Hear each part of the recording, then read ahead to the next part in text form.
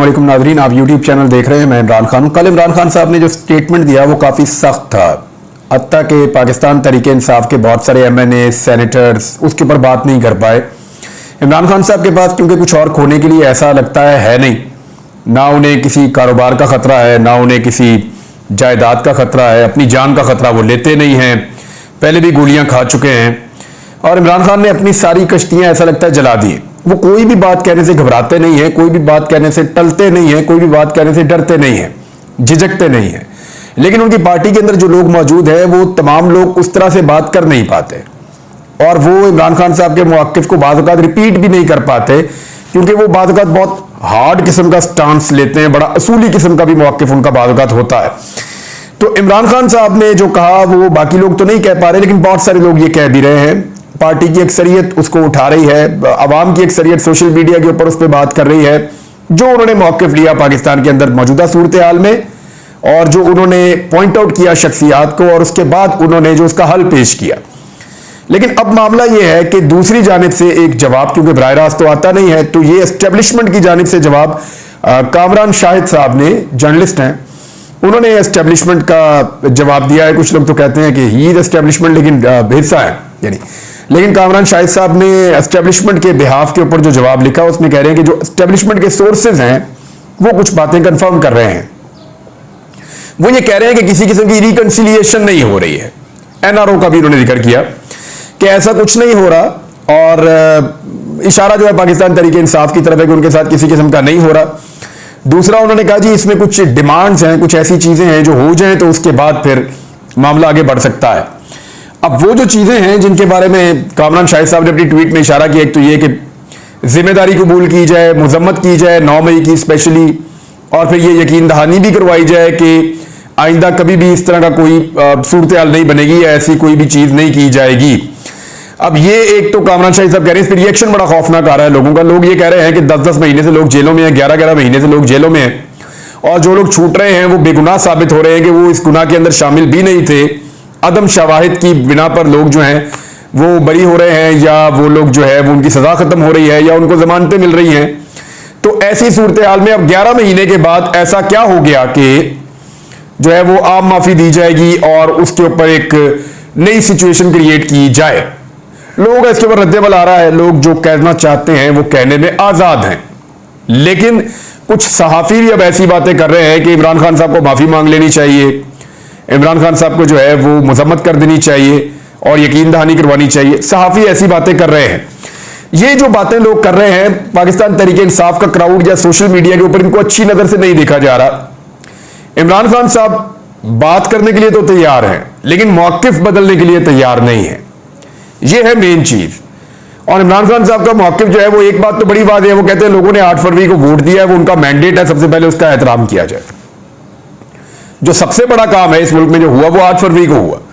जो लोगों का मैंडेट है उसका एहतराम करें और आए बैठे फिर बात करते हैं। ये इमरान खान साहब का जो है वो मेन फोकस है। अब मामला ये है कि कामरान शाहिद साहब ने जो बात की, अगर इसको दुरुस्त मान लिया जाए कि इस वक्त पाकिस्तान तरीके इंसाफ के साथ किसी किस्म की डील या ढील नहीं है, ये कामरान शाहिद साहब क्लेम कर रहे हैं, कुछ और सहाफी भी क्लेम कर रहे हैं, एस्टेब्लिशमेंट के सोर्सेज को लेकर क्लेम कर रहे हैं, तो फिर इसको सच माना जाना चाहिए।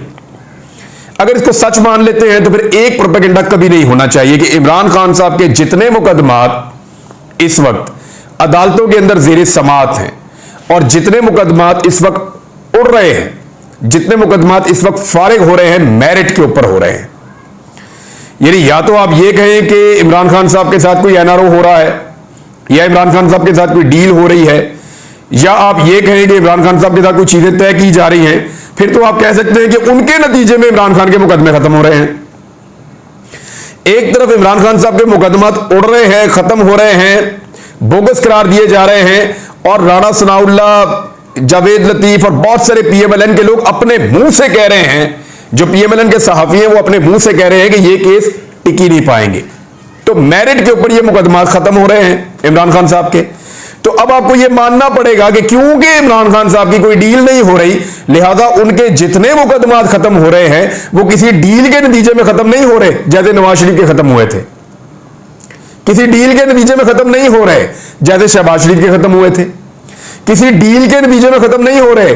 जैसे पीडीएम की जमातों ने अपने मुकदमात, यानी जरदारी साहब ने, पीपल्स पार्टी के लोगों ने और पीएमएलएन के लोगों ने और बाकी जमातों के लोगों ने अपने अपने मुकदमा जैसे खत्म करवाए थे, वैसे इमरान खान साहब के मुकदमे खत्म नहीं हो रहे।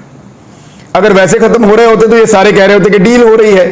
एक तरफ सब लोग ये कह रहे हैं कि इमरान खान साहब के साथ कोई डील या कोई ढील नहीं है, और दूसरी तरफ ये कभी नहीं कह सकेंगे कि इस वक्त जो मुकदमात खत्म हो रहे हैं वो किसी डील या डील का नतीजा है।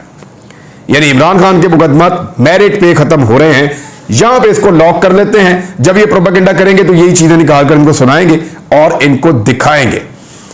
अब आ रहे खैबर पख्तूनख्वा को दहशतगर्दों से तशबीह देने पर पाकिस्तान तहरीक इंसाफ ने मरियम नवाज के ऊपर तनकीद की है। उसकी वजह यह है कि मरियम नवाज साहबा, मैंने आपको पहले बताया था कि पंजाब में ये लोग बुरी तरह हारे हैं। पीएमएलएन का जो गढ़ होता था या जहां से ये हुकूमत बनाते थे वफाक में या सूबे में, ये पंजाब से बनाते थे। पंजाब से बाहर इनकी पार्टी पहले भी नहीं थी, थोड़ा बहुत हजारा डिवीजन में थी, बाकी और कहीं इनकी पार्टी पीएमएलएन मौजूद ही नहीं थी। ये सिर्फ पंजाब की पार्टी थी, वो भी सेंट्रल पंजाब की। तो अब पंजाब भी इनसे छिन गया है, तो वो कोशिश ये कर रहे हैं इस तरह के बयान देकर कि जैसे पंजाब की ओनरशिप हमें मिल जाए।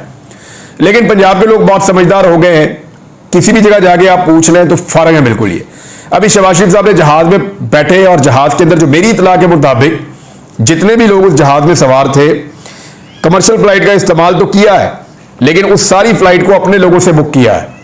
यानी जितने भी लोग शहबाज शरीफ के साथ गए हैं सऊदी अरब तक उस कमर्शियल फ्लाइट में, वो शहबाज शरीफ साहब के अपने ब्यूरोक्रेट, अपने करीबी लोग, अपने फैमिली फ्रेंड्स, उनके सारे बच्चे और उनकी फैमिलीज थी, जिनको शहबाज शरीफ जहाज में हाथ शात मिला के, हाथ शात लगा के, तो ये कॉन्फिडेंस शो कर रहे थे कि मैं पब्लिक में जा सकता हूं।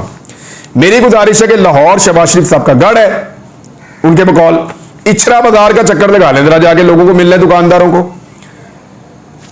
इस्लामपुरा बाजार का चक्कर लगा लें, जहां से नवाज शरीफ साहब हमेशा इलेक्शन लड़ते हैं, जरा मिल ले जाके लोगों को, हाथ मिलाए लोगों से, जरा उनकी बातचीत सुने। कहीं पे भी निकल जाए सड़क के ऊपर और निकल के बात कर लें, तब पता चलेगा पब्लिक में गए या नहीं गए। एक जहाज में अपने मनपसंद लोगों को भर के उनके साथ सलाम दुआ लेना ये कोई बहुत बड़ी बात नहीं है।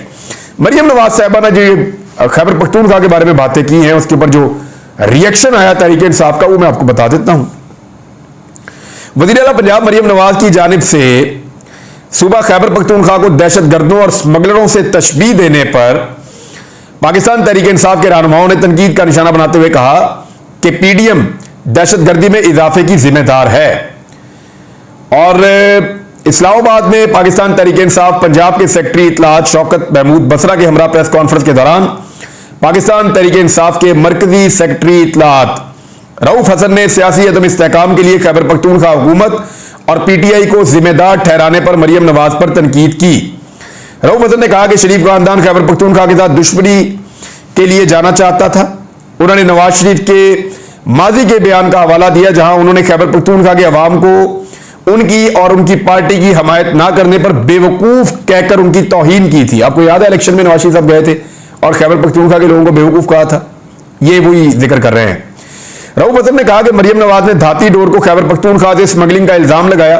उन्होंने कहा कि शरीफ खानदान और उनके हामी मुल्क में दहशतगर्दी में इजाफे के जिम्मेदार हैं। उन्होंने दावा किया कि मुस्लिम लीग नून, पीपल्स पार्टी, एमक्यूएम और पीडीएम के अंदर दीगर जमातों ने सियासी खला पैदा करने के लिए तहरीक इंसाफ की मुस्तहकम हुकूमत को गिराने की साजिश की, जिसका फायदा दहशतगर्दों ने उठाया। अली अमीन गंडापुर ने वजीर आजम से वफाक के तनाजुर में मुलाकात की। वफाक के साथ इख्तलाफात के बावजूद काम करना है। फिर उन्होंने कहा कि पीटीआई ने मुलाकात को तनकीद के बावजूद बर्दाश्त किया। जब से हुकूमत बनी पीटीआई का वफाक से रवैया मुस्बत है। उन्होंने कारकुनों को यकीन दिलाया कि इख्तलाफात के बावजूद वफाक के साथ वर्किंग रिलेशनशिप रखना आईनी जिम्मेदारी है। यह सारा कुछ गिनवाने के बाद फिर उन्होंने कहा कि खैबर पख्तूनख्वा हुकूमत के मुस्बत रवैये के बावजूद वफाक अपनी जिम्मेदारियां पूरी करने में नाकाम है।